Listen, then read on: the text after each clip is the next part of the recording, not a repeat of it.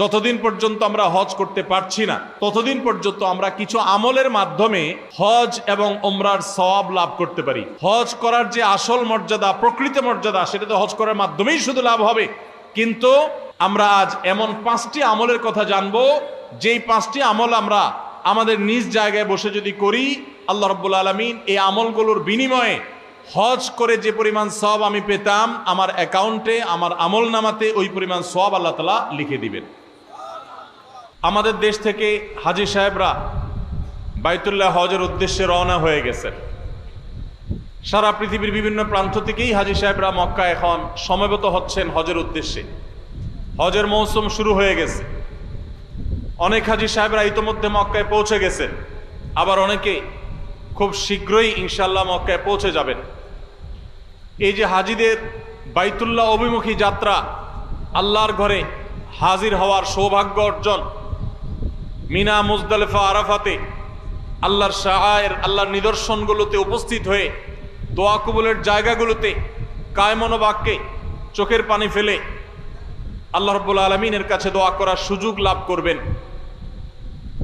শত শত নবী রাসূলগণ যে পবিত্র ভূমি তাদের পদচারণায় মুখরিত হয়েছে, বহু নবী রাসূলগণ যেই জায়গায় হাজির হয়েছেন, উপস্থিত হয়েছেন, আরাফাতের ময়দানে একত্র হয়েছেন, বাইতুল্লাহর জিয়ারত করেছেন, তওয়াফ করেছেন, যেই সাফা মারওয়া ইব্রাহিম আলাইহিস সালামের স্মৃতির সাক্ষী, ইসমাইল এবং হাজের আলাইহিমা সালাতু ওয়াস সালামের স্মৃতি বিজড়িত যেই সাফা মারওয়া, সেখানে যেতে কোন মুসলমানের মনে না চায়?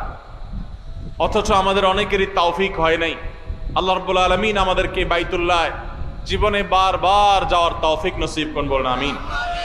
ভাইয়েরা আমার, হজ এবং ওমরার যে ইবাদত, এই ইবাদত যাদের করার তৌফিক হয়েছে, যাদের করার সৌভাগ্য হয়েছে, যাদের খুশনসিব হয়েছে, তারাই বলতে পারবেন যে এই ইবাদত কত প্রেমময় ইবাদত, এই ইবাদতের তৃপ্তি কত অতুলনীয়, এর স্বাদ কত অবর্ণনীয়। এটা যারা বারবার বাইতুল্লাহ যাওয়ার তৌফিক পেয়েছেন তারাই বলতে পারবেন।